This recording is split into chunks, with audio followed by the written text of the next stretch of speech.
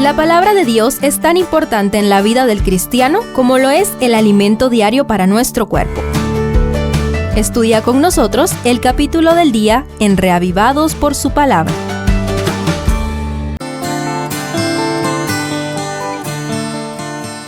Juan 13 registra la última cena pascual que Jesús celebrará con sus discípulos, justo antes de la crucifixión. Estudiemos los anuncios y enseñanzas del gran maestro y profeta aquí contenidos. Primero, servicio. La primera y mayor parte del relato enseña que Jesucristo se levantó de la mesa de la cena pascual para lavar los polvorientos pies de aquellos pescadores, siendo una tarea que no se esperaba ni siquiera de un esclavo judío.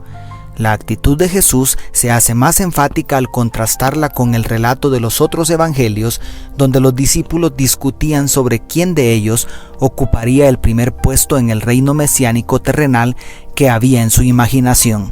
Y más impresionante es considerar que Juan enfatiza, antes y después del lavamiento de los pies, que Jesús tenía muy clara su identidad y superioridad divina, como vemos en los versos 1 al 3 y más aún en los versos 13 y 14, cuando explica el significado del rito establecido. Pues si yo, el Señor y el Maestro, he lavado vuestros pies, vosotros también debéis lavaros los pies los unos a los otros. De acuerdo al verso 14.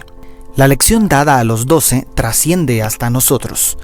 ¿Cuánto necesitamos imitar al Maestro en humildad y servicio? Segundo, traición. La narración avanza hasta el anuncio anticipado de la traición de Judas en los versos 18 al 30. Con certeza profética y con la tierna compasión que lo caracterizaba, Jesús se conmovió en espíritu y declaró: de cierto os digo que uno de vosotros me va a entregar. Dice el verso 21. Evidentemente, los demás discípulos no eran capaces de discernir el verdadero carácter de Judas hasta esa noche. Sin embargo, el maestro les dijo: desde ahora os lo digo antes que suceda, para que cuando suceda creáis que yo soy.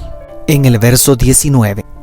Haciendo de este anuncio una evidencia más para que reconocieran su divinidad después de la resurrección y ascensión. Dos lecciones se desprenden que llegan hasta nosotros. 1.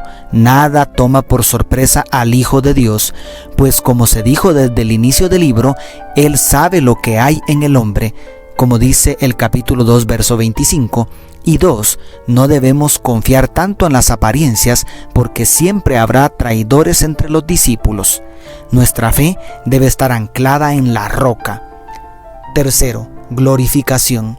En contraste con las tinieblas que invadieron al traidor que se marchaba de la mesa, el maestro cambia súbitamente de tema para decir a los 11 que quedaban: ahora es glorificado el Hijo del Hombre, y Dios es glorificado en él. Según el verso 31. ¿A qué se refería Jesús con estas palabras? ¿Pensaría en la gran fiesta del cielo cuando lo recibiera victorioso después de la resurrección? ¿O estaría pensando en el momento que sería levantado sobre la cruz? Pues el verso 33 dice: hijitos, aún estaré con vosotros un poco. Me buscaréis, pero como dije a los judíos, así os digo ahora a vosotros. Donde yo voy, vosotros no podéis ir. Lo importante es que el Señor tenía claro lo que sucedería esa noche y más allá, pero los discípulos todavía no tenían ni idea del gran chasco que les esperaba por su lentitud en comprender la verdadera misión del Mesías.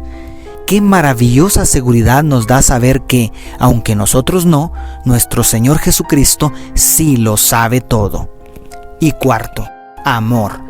Para cerrar con broche de oro la cena, antes de la imprudente interrupción de Pedro, que solo reveló su pronta negación antes que el gallo cantara en los versos 36 al 38, Jesús ofrece la enseñanza suprema. Un mandamiento nuevo os doy, que os améis unos a otros, como yo os he amado, que también os améis unos a otros. En el verso 34. Oh, qué manera de terminar las clases. La noche aún es joven y todavía tiene mucho que decir a sus discípulos antes de separarse de ellos. Pero la última lección del maestro sobre la mesa es la que ha de identificar a sus seguidores hasta el fin. pues. En esto conocerán todos que sois mis discípulos, si tenéis amor los unos por los otros. Dijo en el verso 35.